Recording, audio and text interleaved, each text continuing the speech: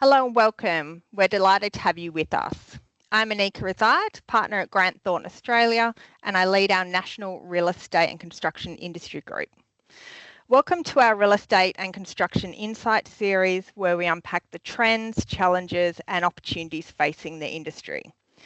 In this video, we set the stage for a global perspective on what's ahead. I'm joined by Matt Maltz, Global Head of Real Estate and Construction at Grant Thornton UK. Together, we'll discuss major global forces shaping the industry and what they mean for Australian market, businesses and advisors.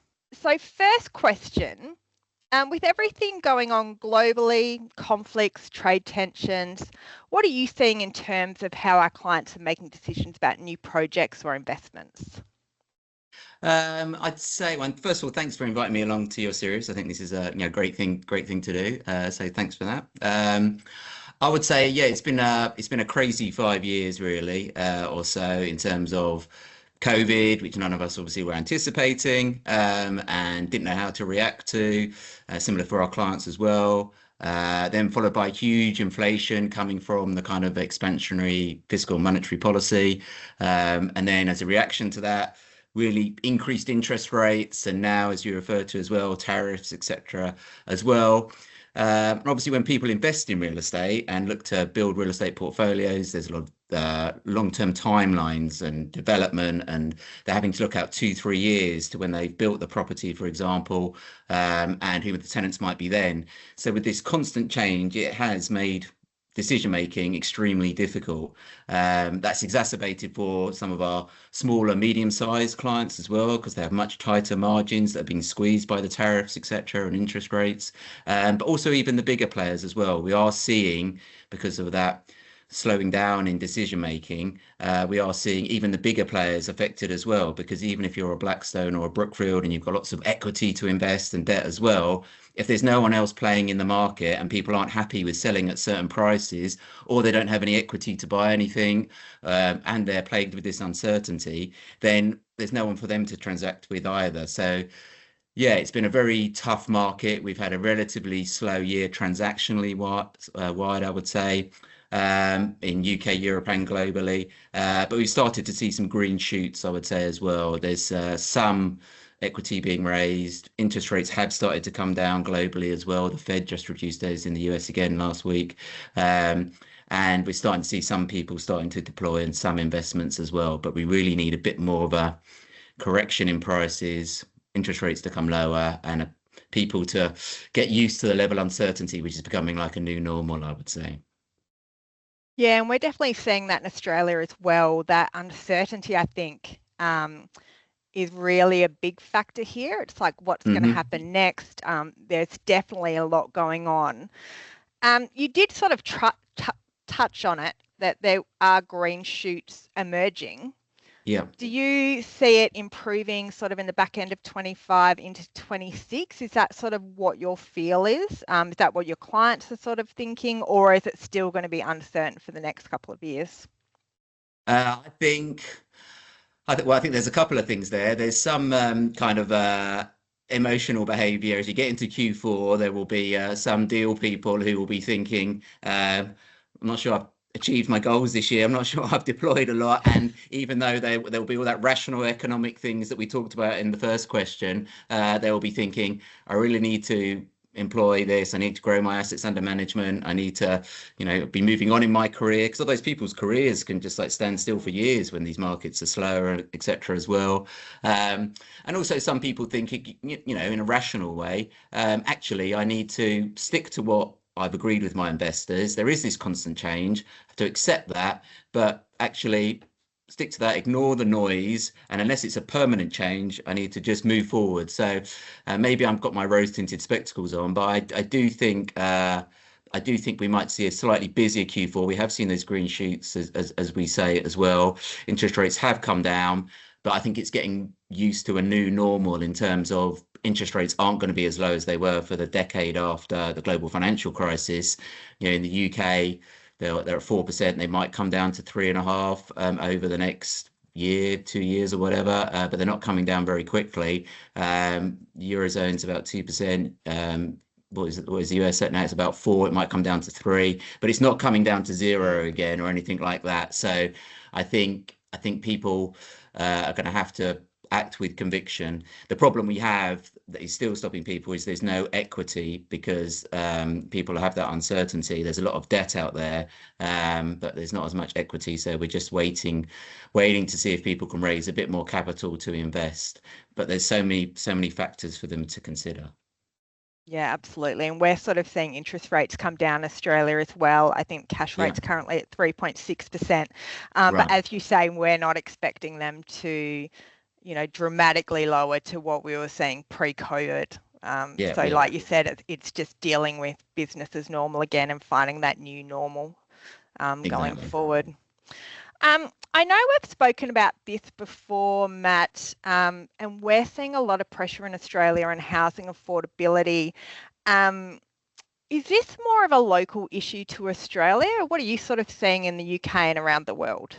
No, I think that is it's a global issue, and it's particularly an issue for I think younger people as well. Mm, People of my generation and that have like benefited from massive house prices and increasing the equity we have in our houses. But now that affordability is very difficult. I have 3 teenage children who are convinced they're going to live at home forever, which they think's bad for them. But I wasn't factoring that in either, so that's quite scary for me as well. And they say that I'm reassuring them. I'm sure we'll find a way that you don't have to live at home forever. But I think before, the multiples of income were something reasonable, like 3, 4 times that you would borrow. Now, almost effectively, it can be like almost double figures that you would need if you have a small deposit, you have to have a much bigger deposit as well. And then combined with the interest rates that we've just talked about as well, that we've benefited from a decade of lower rates when we're buying. That's makes the affordability a real problem. And then the other factor of that is on the supply side, um, which I know we might go on to, but there's just not enough housing out there as well. And there's too many blockers to that housing supply, which is keeping house prices high as well as that house price inflation, as well as those high interest costs. So definitely a problem we're seeing in the UK, and I think globally, and a specific problem for our young people who may become generation rent again. In fact, in continental Europe, you do see a lot more people renting and seeing that as the normal way of doing things. But as in the UK, maybe Australia and other places as well, people do have that aspiration for house ownership, and I think that that's a difficult dream at the moment. Yeah, definitely. yeah, absolutely. In Australia, they definitely want to own that patch of land Yeah, themselves. Renting's not, the most popular way of sort of getting into the housing market. yeah, In Australia, our government's trying to do some work both on a federal and a state level, but from a federal level, they're trying to build 1.2 million houses in the next yeah, 5 years. Um, and I think it's because we've had housing undersupply since 2000, and now we're trying to do the right. catch up. So the issue we now have, though, is we have really low skilled labour. Okay. So it's really hard, and particularly when the government's trying to come in and build these houses, they're up against private developers who are also trying to access those skilled labour. So it's really putting pressure on. We just don't have the resources. So is that something you're seeing in Interesting. the UK, or are you combating it in different ways? No, it's interesting actually because in UK our current government is aiming at 1.5 million. I think political manifestos they always have to have a number that they tell Yeah. everyone they're aiming at to help get the votes in. So they said 1.5 million.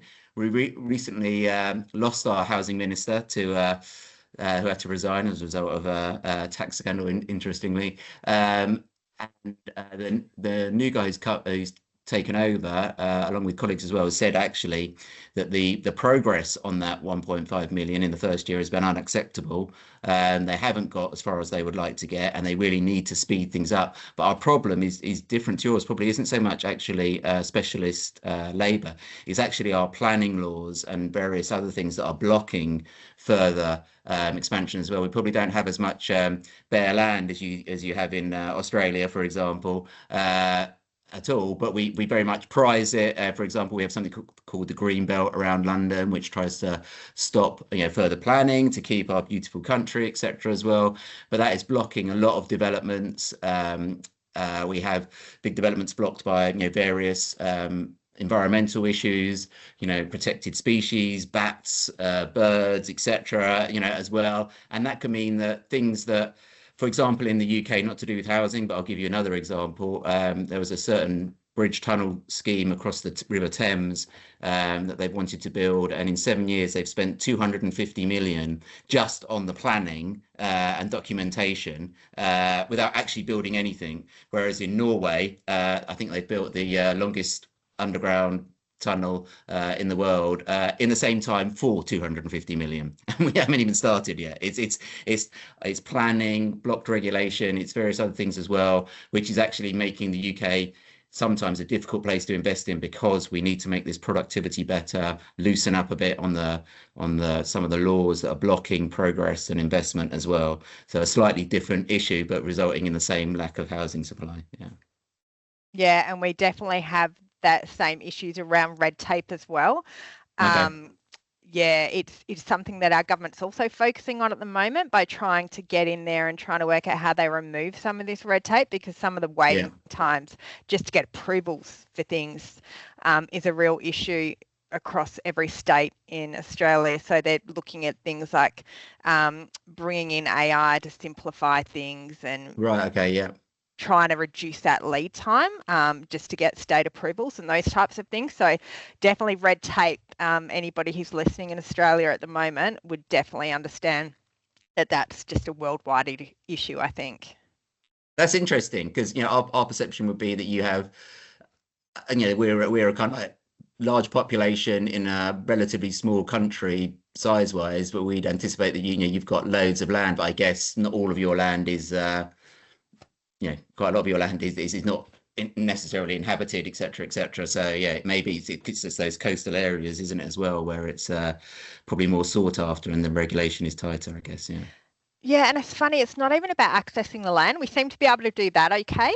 It Okay. seems to be once we get to, and I'll use Perth as an example because that's where I live. Right. All of the different councils in Perth all have different regulations. So they might have quite a small area that they look after. And you might go over one side of the road and the regulations for that side of the road, because it's in a different shire council, will be different to what it is, I see. in somewhere Okay. across the road. So just the complexity around developers trying to keep up with what are the requirements. And the Right. other thing they're trying to do at the moment, in particularly the social and affordable housing, a Yeah. lot of the requirements for that is they must have the same amenities, for example, as a higher end build. And they're sort Okay. of trying to work through that it's sort of not really fit for purpose, and they can't get these things out of the ground because it just doesn't make sense that the development has to be the same depending on what asset class you're in as well. So that's causing some issues too.